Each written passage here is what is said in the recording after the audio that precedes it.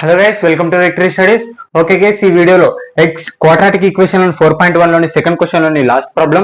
Okay guys, దానికంటే ముందర మీరు ఖచ్చితంగా మన ఛానల్ సబ్స్క్రైబ్ చేసుకుని మనం ఖచ్చితంగా మీ ఫ్రెండ్స్ కూడా షేర్ చేయండి. అలాగే మీరు ప్రాబ్లం అర్థం కావాలంటే స్కిప్ చేయకుండా చూడండి, మీకు పర్ఫెక్ట్ గా అర్థమవుతుంది. అలాగనే మీకు FA1 సిలబస్ అవైలబుల్ గా ఉంది మన వీడియో మన ప్లేలిస్ట్ లో. అలాగే ఖచ్చితంగా మన ఛానల్లో మీరు చూడొచ్చు. మీకు అలాగనే ప్రతి నోట్స్ కావాలంటే ఇన్స్టాగ్రామ్ లో విక్టరీ స్టడీస్ అని టైప్ చేయండి, మీకు ఖచ్చితంగా నోట్స్ అవైలబుల్ గా ఉంది. ఓకే గైస్, ఇంకా ప్రాబ్లం లోకి వెళ్ళిపోతాం. ఇక్కడ చూడండి, a train travels a distance of 418 kilometers at uniform speed. If the speed had been 18 kilometers per hour less, then it would have taken 3 hours more to cover the same distance. We need to find the speed of the train. ఇక్కడ చూడండి, మీకు diagram రూపంలో చెప్తాను.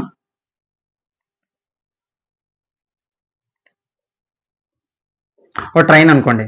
Okay, ఇదంతా train లెక్క లేకపోవచ్చు, కానీ చూడండి. ఓకే, తప్పదు. ఓకే, అర్థం కావాలంటే. ఓకే, ఇక్కడ చూడండి, ఒక ట్రైన్ ఉంది. ఇక్కడ చూడండి, a train travels a distance of 418 kilometres. మొత్తం ఎంత దూరం ప్రయాణిస్తుంది ఇది? 418 కిలోమీటర్స్ ప్రయాణిస్తుందంట. ఓకే, వీడికి కండిషన్ అయిపోయింది ఒకటి. ఓకే, వీడికి ఒక కండిషన్ అయిపోయింది, గుర్తుపెట్టుకోండి. అదే చెప్తున్నా కదా, క్వశ్చన్ అర్థం కావాలి ఫస్ట్. మనకి క్వశ్చన్ అర్థమైందనుకో ఎలాంటి ప్రాబ్లం అనేది చేయగలుగుతాం. ఆ క్వశ్చన్ అర్థం చేసుకోండి, చిన్న చిన్న పాయింట్స్ రూపంలో అర్థం చేసుకుని పర్లేదు. మీరు ఎలా నేర్చుకున్నారా, స్కూల్లో నేర్చుకున్నారా లేకుంటే ఎక్కడ నేర్చుకున్నారా అనేది ఎక్కడ సంబంధం లేదు. మీరు నేర్చుకున్నారా లే అనేది ఇంపార్టెంట్, అది గుర్తుపెట్టుకోండి. ఓకే, ఎక్కడ అర్థం చేసుకున్నారని పర్ఫెక్ట్ గా అర్థం చేసుకొని మీరు రాయగలగాలి ఎగ్జామ్ లో. ఓకే, ఇక్కడ చూడండి, a train travels a distance of 418 kilometres. అంటే ఈ ట్రైన్ మొత్తము 418 కిలోమీటర్స్ ప్రయాణిస్తుంది. ఇది కండిషన్ అయిపోయింది ఒకటి. నెక్స్ట్, అయితే యూనిఫామ్ స్పీడ్. ఇక్కడ చూడండి, ఆ ట్రైన్ స్పీడ్ ఉంటుంది కదా. ఇప్పుడు బండి మీద వెళ్తే 40లో పోతున్నారు, 30లో పోతున్నమాట. ఆ ట్రైన్ కూడా స్పీడ్ ఉంటుంది కాబట్టి అది ఒక యూనిఫామ్ స్పీడ్ లో పోతుంది అనమాట. ఒకవేళ ట్రైన్ కాబట్టి 120 100 దాటి వెళ్ళింది అనుకో, ఇప్పుడు 120లో వెళ్తుంది అనుకో ఆ ట్రైన్. అది 120లోనే వెళ్తుంది, అంటే తగ్గట్లేదు ఎక్కట్లేదు స్పీడ్ అనేది. అంటే యూనిఫామ్ అంటే ఒక క్రమబద్ధంగా, అంటే ఒకటే స్పీడ్ తో ఆ ట్రైన్ ఈ 480 కిలోమీటర్లను ప్రయాణిస్తుంది అనమాట. అర్థమైందా? అంటే ఈ train speed 480 kilometre uniform speed లో వెళ్తుంది. 120లో పోతుందంటే ఇంకా 120లోనే పోతుంది, 200లో పోతుందంటే 200లోనే పోతుంది. అర్థమైందా? తగ్గట్లేదు పెరగట్లేదు. అంటే ఇప్పుడు ఈ స్పీడే మనం కనుక్కోవాలి. ఓకే, ఇక్కడ చూడండి speed. To find the speed of the train, అంటే ఈ స్పీడ్ ని కనుక్కోవాలి. అంటే అందుకే మనం ఏమనుకుంటాం, స్పీడ్ ని ఎక్స్ అనుకుందాం. మనం ఎంత స్పీడ్ లో పోతుందో తెలియదు, అంటే 480 కిలోమీటర్ల డిస్టెన్స్ ఎంత స్పీడ్ తో వెళ్తుందో తెలియదు కాబట్టి ఎక్స్ అనుకుంటాం. Okay, solution. Let the speed of the train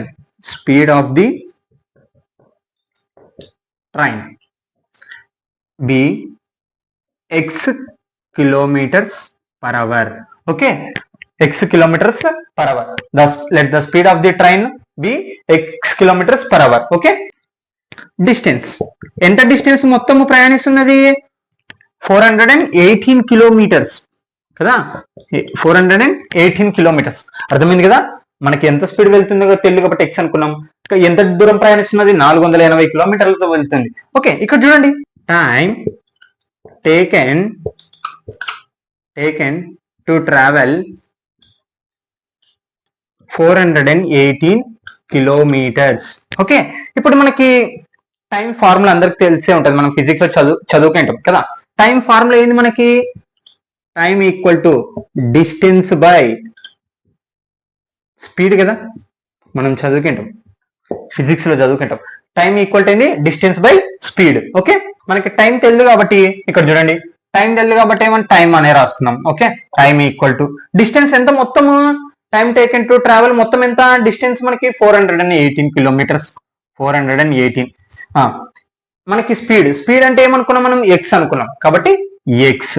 వీడికి ఒక కండిషన్ అయిపోయింది మనకి. ఓకే, ఇక్కడ ఉండేదే రాసినాను, నేనేం వేరేది ఏం రాయలేదు. ఎంత డిస్టెన్స్ ప్రయాణిస్తుందో రాసినాను, మనకి స్పీడ్ తెలియదు కాబట్టి ఎక్స్ అనుకున్నాను. టైం ఫార్ములా ఏంది? Distance by speed. ఓకే, అదే రాసినాను. ఇప్పుడు time equal to 418 by X, దీంట్లో ఎక్స్ రాసినాను. ఇప్పుడు చూడండి, వీడి వరకు అయిపోయింది condition. If the speed has been 18 kilometres less. ఇప్పుడు చూడండి, ఈ ట్రైన్ ఇక్కడ బాయినండి, మీకు ఈ క్వశ్చన్ అనేది పూర్తిగా అర్థమవుతుంది. ఓకే, ఈ ట్రైన్ అనేది ఇప్పుడు 8 కిలోమీటర్లు తక్కువ వేగంతో ప్రయాణిస్తే, తక్కువ వేగంతో ఇక్కడ చూడండి 8 కిలోమీటర్స్ లెస్ అంటే 8 కిలోమీటర్ల తక్కువ వేగంతో ప్రయాణిస్తుంది. ఎంత స్పీడ్ ప్రయాణిస్తుందో తెలీదు, కానీ ఇప్పుడు ప్రయాణిస్తున్న స్పీడ్ కన్నా 8 కిలోమీటర్ల తక్కువ కిలోమీటర్లతో ప్రయాణిస్తే, ఓకే 8 కిలోమీటర్లతో తక్కువ ప్రయాణిస్తే ఇదే డిస్టెన్సే 480 కిలోమీటర్ల డిస్టెన్స్ నే ఇప్పుడుకున్న స్పీడ్ ఎంత ఉందో తెలియదు కాబట్టి ఎక్స్ అనుకున్నాం. అంతకంటే ఇప్పుడు తక్కువ 8 కిలోమీటర్ల కంటే ఇంకా తక్కువ 8 కిలోమీటర్లు తక్కువ అనమాట. ఓకే అర్థమైందా? అంటే ఇప్పుడు రిక్వైర్డ్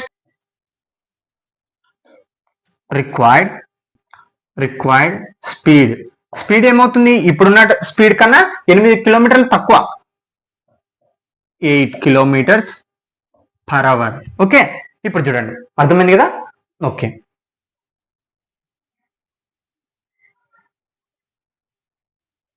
ఇప్పుడు బాగానండి ఖచ్చితంగా మీకు. ఓకే మళ్ళీ టైం కనుక్కోండి.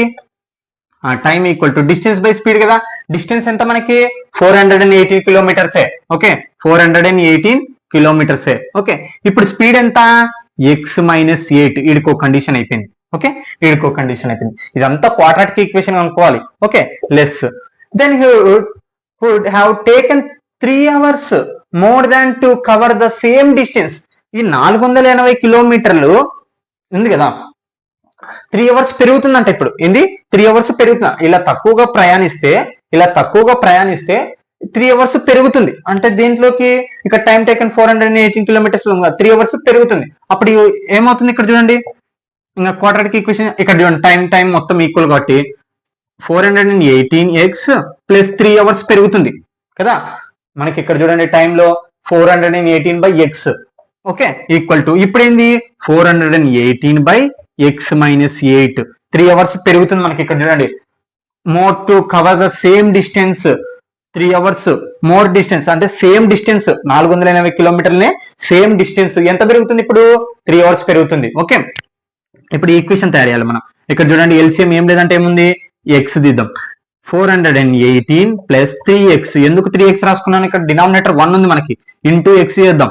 ఎందుకంటే ఇక్కడ చూడండి సేమ్ డినామినేటర్ సేమ్ చేసుకోండి. డినామినేటర్ ని ఏదంతా అయితే ఇంటూ చేసామో న్యూమరేటర్ కూడా అదే ఇంటూ చేయాలి కాబట్టి ఇంటూ ఎక్స్, 3 into x, అందుకే 3x రాసినాను. Okay equal to 418 minus x minus 8. ఇప్పుడు క్రాస్ మల్టిప్లికేషన్ చేయండి. మొత్తం 418 plus 3x into cross multiplication x minus 8 equal to 418 into x. Cross multiplication చేశాను. ఓకే గుర్తుపెట్టుకోండి. ఓకే ఇప్పుడు ప్రతి ఒక్కదాన్ని ఇంటూ చేయండి. 418 ఇంటూ ఎక్స్, ఇక్కడ చూడండి ప్రతి ఒక్కదాన్ని ఇంటూ చేయాలి. Plus 3x square. ఓకే ఇక్కడ చూడండి ప్లస్ ఇంటూ మైనస్ 18 మనకి ఎంత ఉందో తెలియదు కాబట్టి 418 ఇంటూ 8, 8 0 0, 8 8 64, 8 4 32, 32 కు ఒక 6, 6 7 8 3 38. ఎంత వచ్చింది? 3840.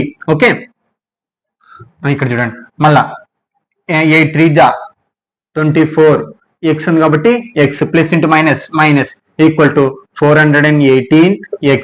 ఇక్కడ చూడండి 418x 418x ఈక్వల్, అంటే క్యాన్సిల్ చేసేసేయాలి. ఓకే అర్థమైందా?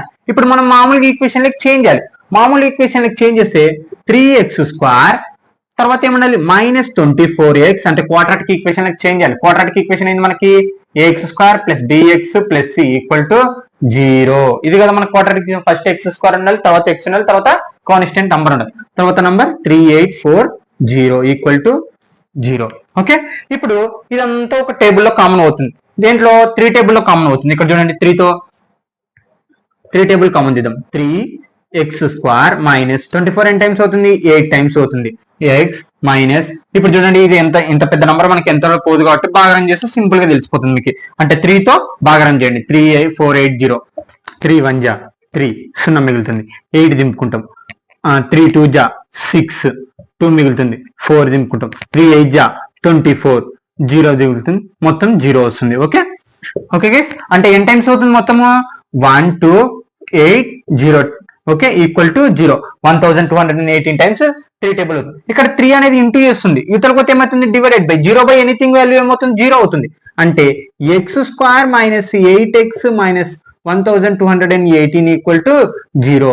ఇది correct answer. Okay, the required equation ఏమని రాయొచ్చు, x² - 8x - 1218. ఓకే, అర్థమైందా గైస్? మీరు వినేటప్పుడే పర్ఫెక్ట్ గా వినండి. మీకు అర్థం కావాలంటే అర్థం కాలేకుంటే మళ్ళీ స్కిప్ చేయకుండా మళ్ళీ ఫస్ట్ నుంచి వినండి, మీకు ఖచ్చితంగా అర్థమవుతుంది. Okay guys, thank you all of you.